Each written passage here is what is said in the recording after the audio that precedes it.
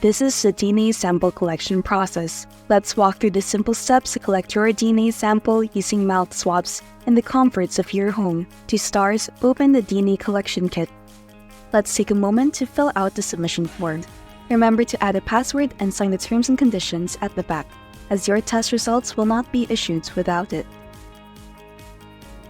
You will see 3 sample envelopes, one for the child, one for the alleged father, and one for the mother, if available. Label these sample envelopes with the necessary information, specifically the name, date of birth, who's providing the sample, and race.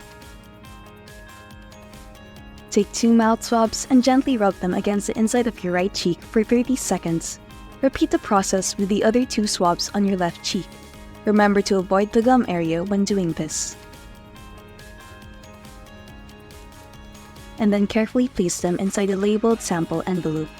The cheek cells adhere to the swab tips, and these cells contain enough DNA to generate a DNA profile.